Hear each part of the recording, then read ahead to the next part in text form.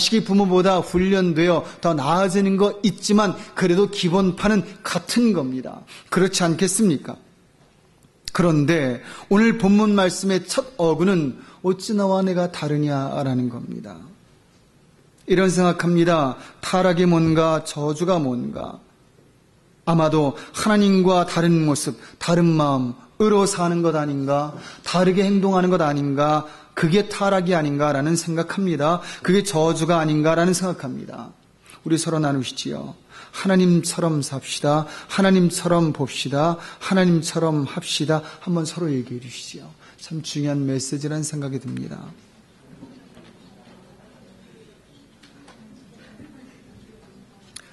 오늘 그중 가장 하나님 닮았으면 하는 거 있습니다. 제 소망이기도 하지만 우리 모두 그랬으면 하는 거 있습니다. 이것만 해결되면 참 행복해질 수 있는 거, 그래도 괜찮아질 수 있는 거, 제대로 분별하고 판단할 수 있는 거, 제대로 릴레이션십 사귈 수도 있고, 제대로 코워크 함께 일할 수도 있는, 그래 뭔가를 해낼 수 있는 가능성을 만드는 공동체를 이루는 근거 되는 거 있습니다. 그게 바로 하나님 사람 대하는 기준, 내 기준 삼는 겁니다. 즉 하나님이 사람 보는 눈, 내가 그 눈 갖고 사람을 대하는 겁니다. 꼭 그랬으면 좋겠습니다. 아멘. 하나님이 사람 보는 기준입니다. 외모가 아니라 중심이라 말합니다. 이 말 성경에서 참 큰 처세술의 말 중에 한 말입니다.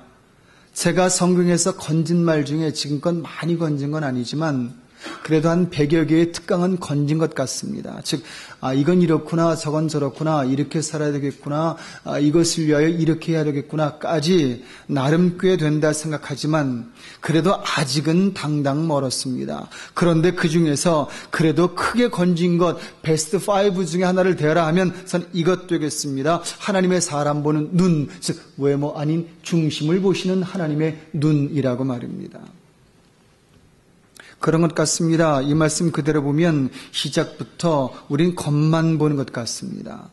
조건과 그리고 환경만 조성하면 된다는 생각하는 것 같습니다. 그러나 하나님은 마음, 중심, 뭐가 중요한가를 본다는 거지요. 맞습니다. 꼭 그 말입니다. 사람을 대할 때 뭐가 중요한가, 그에게 있어서 그의 가장 가치로운 것과 그의 강점이 뭔가, 그리고 단점은 뭔가, 그의 단점은 줄여가고 그 단점 내가 안을 수 있으면 그것 때문에 장점 내가 안겠다라는 거 볼 수 있는가 없는가, 그게 되겠습니다. 하나님은 그거 보신다는 거지요. 여러분의 장점도 보지만 단점도 보시면서 여러분을 끌어안기도 하고 해결하기도 하며 여러분을 가장 가치롭게 부상시켜서 그렇게 여러분 세워나갈 수 있는 분이 하나님이라는 거지요. 그래, 그런 생각해 봅니다. 하나님 앞에 서면 제일 자연스럽고 하나님 앞에 서면 제일 가치로우며 하나님 앞에 서면 제일 강해지는 게 나 아닌가. 그래, 사람들 앞에서 한없이 작아지고 능력 발휘 못하고 제대로 평가받지 못하는 이유가 뭔가, 그 사람이 내 외모만 봐서 그런 것 아닌가 라는 생각 말입니다. 오늘 그런 의미에서 하나님, 우리의 겉을 보는 분 아니라 우리의 속, 중심을 보는 분이라 참 좋습니다. 하지만 여러분, 겉도 중하긴 합니다. 좀 차려입는 게 낫지요? 주일 아침마다 나름 애쓰고 이 넥타이 저 넥타이 바꿔보는데 때로는 괜찮은 넥타이를 매면 여지없이 목사님 넥타이가 좋네요. 여느 때는 그 매치된다고 보세요. 이런 말까지. 참 애쓰지만 그래도 잘 차려입는 게 낫다는 생각하고요. 그래도 잘 정돈된 게 낫다는 생각하고요. 오늘 여러분 앞이 좀 달라지지 않았습니까? 저쪽도 달라지고요. 우리 학생들 애썼습니다. 그뿐 아니라 청소에 선정리까지 얼마나 예쁘게 해놨는지 우리 학생들에게 한번 격려 박수. 얼마나 쉽습니까? 해주면 박수만 치면 좋으니요. 물론 우리 어른들이 음식에 넣으면 먹기만 하면 되는 아이들과 비슷한 것도 있지만 피자 감는 거 아니겠습니까? 그래 너무 이뻐서 제가 학생의 모임에 한턱 쏘려고요. 그런데 이 쏘는 것에 동참하실 분들은 여기 붙으십시오.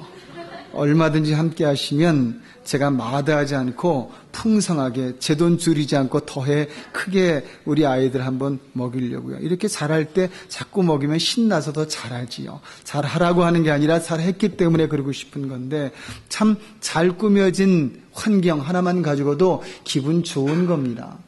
참 기분 괜찮은 겁니다. 겉도 중요합니다. 주님이 말하는 거, 이런 겉의 깨끗함과 정결함, 그거 내가 보지 않겠다라는 말 아닐 겁니다. 주님의 포인트는 정말 볼 걸 보시겠다는 겁니다. 정말 그게 뭔지, 그 사람이 누군지, 어떤 능력이 있는지 제대로 볼 수 있는 눈을 가지라는 겁니다. 그래, 이 본문이 어떻게 가능할까? 이 본문의 내용이 어떻게 가능할까? 즉, 어떻게 보는 것이 중심을 보는 걸까? 어떻게 보는 것이 그 사람을 제대로 볼 수 있는 걸까? 어떻게 보는 것이 그 사람의 가치를 알아내는 걸까? 고민했습니다. 그리고 성경을 뒤져보기 시작했습니다. 찾다 원문에 들어섰습니다. 원문에서 꼭 이렇게 말했습니다. 잘 들으셔야 합니다. 이 말은 이 말이었습니다. 외모 아닌 중심을 보시는 하나님이란 말은 꼭 이 말로 번역이 됐습니다. 하나님은 우리를 대하실 때 선입견과 편견을 제하시고 대하시는 분이시다라는 말이었습니다. 이걸 읽고 제가 가슴이 철렁했습니다. 그렇구나. 난 참 사람 제대로 보지 못했구나. 않았구나. 사귀던 중에도 함께하던 중에도 선입견과 편견을 만들어내는 일만 벌어지면 당장 그를 그렇게 몰아붙일 때 있었구나라는 생각했습니다. 그러니 김인승 목사가 사람을 제대로 볼 수 없었구나라는 생각, 이곳에서 회개와 함께 했음을 고백합니다. 살면서 가장 사람을 절망케 하는 게 무언가 생각해 보면 그중 하나가 선입견과 편견으로 나를 대하는 사람과 대하는 겁니다. 이것처럼 나를 절망케 하는 게 없습니다. 선입견, 편견, 그건 그 사람을 그 사람으로 보지 못하게 하는 눈입니다.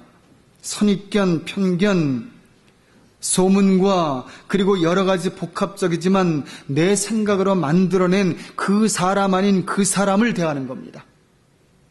진짜 그 사람을 대하기도 전에 그 사람을 만들어 놓고 그 사람을 대하니 진짜 그 사람을 만날 리 만무입니다. 그래, 한 면만 치우치게 보는 겁니다. 이상하지요? 그게 보이면 자꾸 그것만 보여요. 안 좋은 그게 눈에 들어오기 시작하면 그 사람의 말, 행동, 모든 게 다 그렇게 보여요. 요새는 그런 일 없지만 예전에 그런 거 있었잖아요. 그냥 지나간 말이고 아버님께 들은 말입니다. 며느리의 뒤꿈치도 밉다. 이런 말을 시어머니들이 했대요. 괜히 그냥 미우면 끝까지 밉다. 옛날에 이렇게 고부간에 그런 일들이 지금은 오히려 더 그 시어머니들이 쩔쩔매시지만 사실 사람 몸 중에 제일 이쁜 데 중에 하나가 의학적으로 이 뒤꿈치랍니다. 동그래서 미울 리가 없다지요. 그런데 거긴마저 밉게 보인다면 다 미운 거지요. 선입견, 편견, 그 사람 내가 만들어서 한쪽으로 치우쳐 보는 거 무서운 겁니다. 간단한 거 아닙니다. 이렇게 보기 시작하면 하나님조차도 꺾여져 보입니다. 하나님의 말씀과 하나님의 요구조차도 선입견과 편견으로 보면 들을 수 없는 겁니다. 들을 말 없는 겁니다. 하물며 사람끼리겠습니까? 소문, 거기에 몇 가지 경험, 말들, 심지어 그러면 안 되지만 생긴 것까지 섞어서 심지어 때로는 보지도 않고 말 섞어보지도 않고 단지 들은 것만 가지고 그 사람을 규정해버린다면 그 사람 얼마나 불행합니까? 나는 또 얼마나 불쌍한 사람입니까? 선입견과 편견으로 사람을 대하게 되면 그 사람 알 기회는 영영 잃어버립니다. 그러니 사귈 수도 없고요. 그 사람의 진가도 알 수 없으니 정말 아까운 사람 놓치게 되는 거지요. 언젠가 한번 이런 글 읽고 나눈 적 기억합니다. 남북전쟁 시 한 젊은이가 농장에 옵니다. 1년 동안 성실히 일했습니다. 그러다 주인집 딸과 사랑에 빠집니다. 뻔한 얘기 같은 거지만 사실이었습니다. 일을 한 주인이 가진 것도 없고 근거도 없고 못 사는 놈이라 해 내쫓습니다. 30년이 흘렀습니다. 농장 주인이 이제 농장을 정리하며 그때 그 젊은이가 쓰던 침대를 버리게 됐습니다. 그 침대 기둥에 그 청년의 이름이 새겨져 있었습니다. 제임스 A.G. 미국의 20대 대통령의 이름입니다. 그 청년이었습니다. 누군가는 그곳을 떠나서 대통령이 됐다 말할지 모르지만 여하튼 대통령이 된 인물이고 그 사람은 대통령 사유를 잃어버렸다 그냥 생각하는 겁니다. 그냥 들은 예지만 상당히 변수가 많지만 그럼에도 불구하고 선입견과 편견으로 아울러진 눈이 만들어낸 결과 안타까운 손실이라는 생각을 하게 됩니다. 마가복음 2장 16절에 보면 세리와 죄인과 함께 앉은 예수님과 제자에게 바리새인이 다가옵니다. 그리고 그들을 뭐라 합니다. 왜 같이 앉아있느냐. 그때 주님이 17절에 말씀합니다. 병든 자라야 의원이 필요하다. 얼마나 다른 안목입니까? 한쪽은 문화와 전통의 안목으로 저들과 함께하면 안 돼. 그런데 한쪽은 하나님의 눈으로 저들은 함께해야 될 사람이야. 같은 대상임에도 불구하고 내가 함께하고 싶든 함께하고 싶지 않든 그것을 하나님의 눈으로 보니 함께해야 할 사람이었구나. 전통을 거스려서라도 그리고 때로는 종교적인 원칙을 때로는 무시해서라도 무시하자는 것 아닙니다. 부시자는 것 아닙니다. 무조건 깨자는 것 아닙니다. 그게 모든 데모가 아닙니다. 하나님의 눈으로 바라보니 함께할 사람이라면 함께해야 된다는 거지요.